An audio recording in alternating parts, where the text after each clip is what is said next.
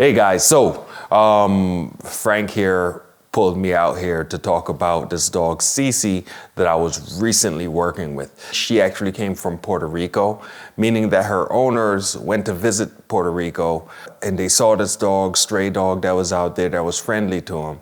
And they decided the dog needed a home and they wanted to bring the dog back here to the mainland and ultimately to Boston, you know, as their pet dog.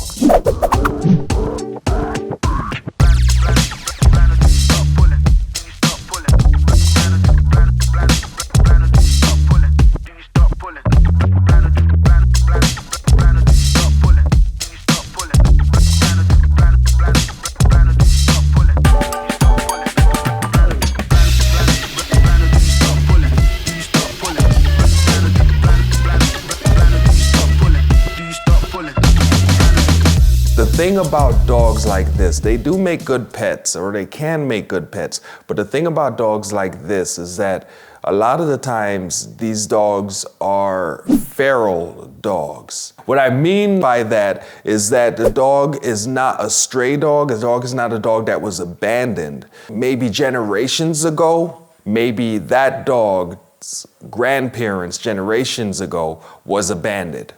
And then the bloodline continued. The way I think of it, they start to work their way back through domestication and they're starting to become again wild animals. Although there'll never be wild animals, they'll be feral, right? So they'll just be more and more feral, less and less feral, whatever. You can only be wild once, right? So that's the way it kind of goes.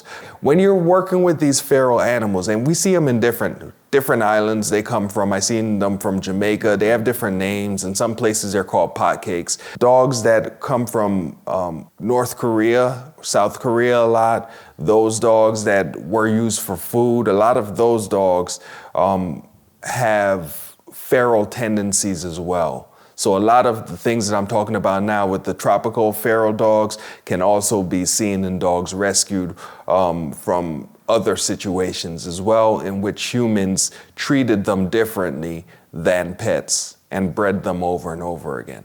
But anyway, a feral dog is more like a wild dog. They're more similar to wild dogs, meaning that they might not be as trusting of people, and they also were not socialized with the things that are commonly in our environment. So we'll see a dog like this that has maybe a hard time walking across hardwood floors, for example, or will not drink from a metal bowl and things like that. These dogs, they work like other dogs. In other words, that you can make associations with them. They still have the things that they like and you're able to give them those things in certain ways. And they're smart. You know, they're a little bit more wary, meaning that they will watch us more to try to anticipate what we're doing. Although there are some normal pet dogs who are that way too, that just have a higher tendency towards fear, maybe, and that causes them to watch us more cautiously and be cautious. But the feral dogs tend to do that a lot.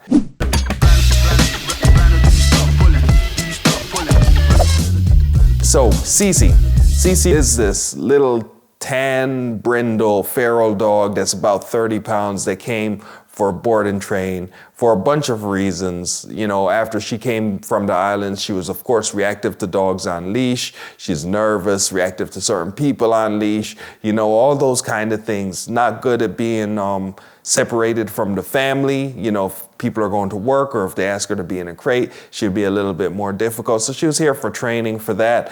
As I said before in one of my other videos, maybe in the Ridgeback video that we did recently, I think that was Maverick. I think that was his name. But maybe in the Maverick video, we talk about like if the situation causes a dog to not do things that they should do in order to remain healthy, then I have to send the dog home. In this case, this dog Cece was not taking food or water easily. And that caused me to have to send her home, you know, because I can't work with her if that's the case.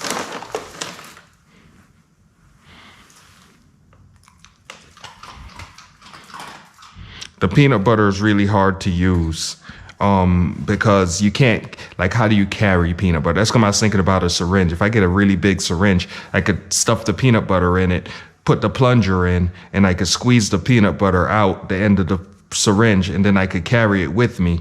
But I can't carry this and I can't carry that with me as I walk around, go down the street, and as I'm training her. Yes.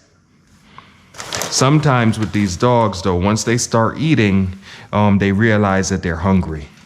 And when they realize, and she should be hungry because before her owner dropped her off yesterday, yes, she did not take her breakfast. And no matter how much I tried to feed her yesterday, she was not doing what she's doing now, which is taking food from my hand.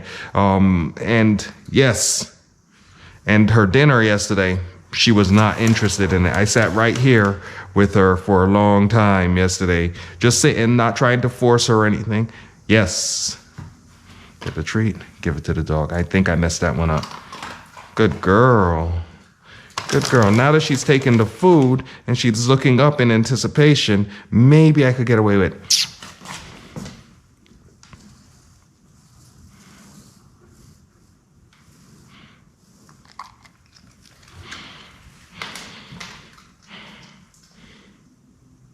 She dropped both of those, right? Good girl. So now she went home. I just got a report from her owner. She's doing really well. Maybe we'll bring her back again. But she also had some gut issues. Of course, her owners did what they normally do, what owners would normally do, which is go to the vet and talk to the vet about these. And the vet does what they normally do, which is prescribe the prescription food, from the food company. Most of the time is Hill Science Diet, which I believe is connected to Purina, which we all know is connected to the Mars Food Company, which creates prescription food that is highly processed. And that's what they want to give to the dog. A lot of the time, because they're not exactly sure what is exactly wrong with the dogs. They're not sure exactly which foods the dog is sensitive to. A few weeks before taking in Cece, I made sure to send her owners to the hemopet.com website. They have developed a swab test, where they could swab the inside of the dog's cheek, get some saliva, test that saliva, and to be able to tell what the dog is sensitive to. Of course, the results just came back and she started training. So now there's a lot more fresh food that Cece can eat.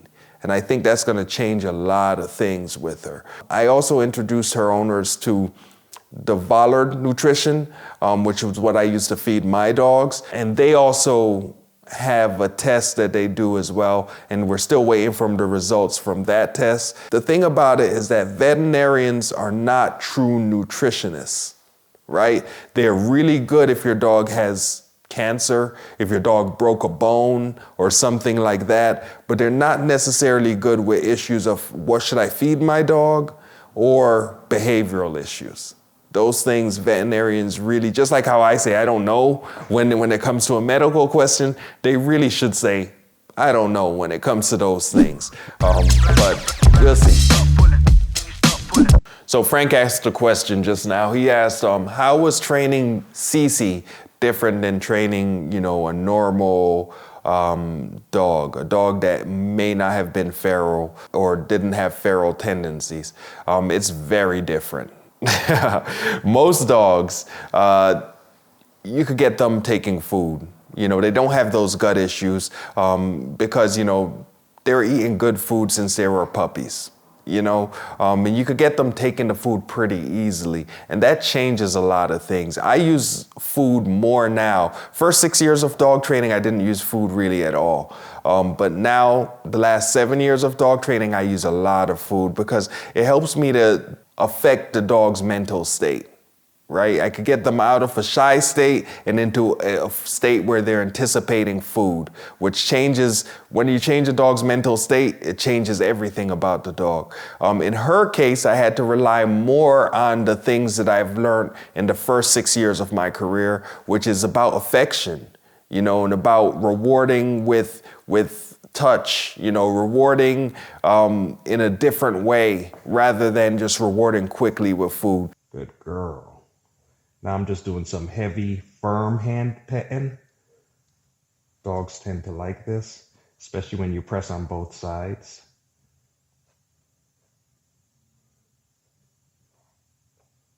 Yeah, hi. Hi, sweetie. Hi, sweetie. Cece. So it slows down a lot of the things, a lot of the games that I play with her, it slowed them down a bit. The fact that she was uncomfortable around on hardwood floors, and it's the wintertime here in Boston, things like play were very difficult for her. It was hard for me to get her to play indoors because she was uncomfortable with the floor. So the things that I had to do with her was more just sitting and spending time with her, being close to her, you know, and not being threatening in any way, and then making sure that I was learning how to pet her as a reward. She's definitely not looking at the toy. She's more looking at me. We have spent a lot of time on the ground next to each other yesterday. At least I've been on the ground. I've never seen her lay down inside of her crate. As I started working with her, I started noticing that she was really enjoying the physical affection, the touch, you know, so that was a big deal.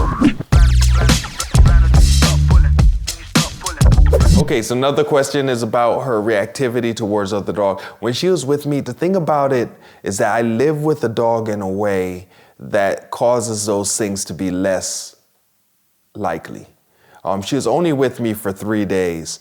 The first day, she was more interested in dogs, but I made sure I kept my distance, you know, and I just like pet her, talked to her, I kept my distance, and I moved in a way that she knew that dog was not gonna be a factor in her life.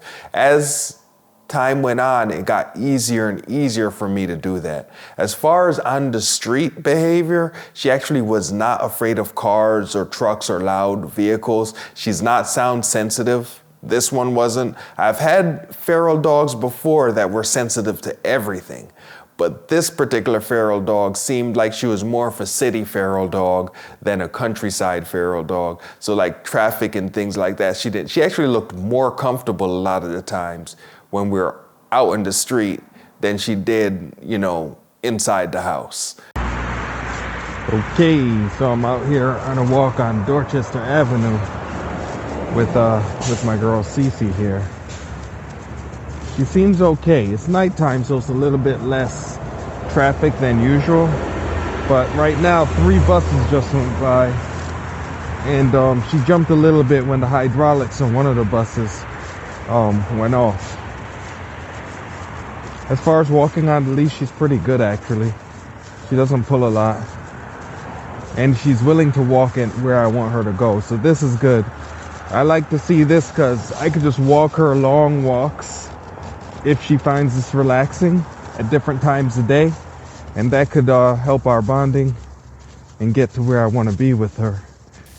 So sometimes that happens, sometimes it doesn't. Sometimes you'll get a feral dog that is like terrified of noises, of things that we find as regular, you know, and those dogs can be more difficult or differently difficult.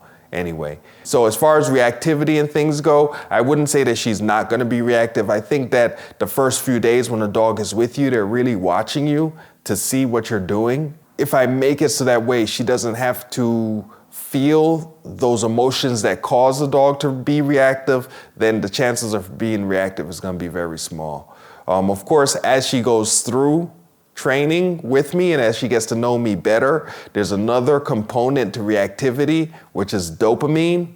You know, when the dog gets really excited and they bark and they jump around, it releases the hormone dopamine in their body to make them stronger, to make them faster, to make them feel better, even if they're under stress. And the dog can get addicted to that. So as she got used to me, she might start like, can I get the dopamine too? And there's a chance that we could see some reactivity increase. But in the first 3 days, I didn't see much of that when I was walking her, or with the dogs that she was around in the house and around, you know, where we're training. Anyway, that's the story of Cece. I hope this is enjoyable. Let me know if you have any questions in the comments, and enjoy your dog.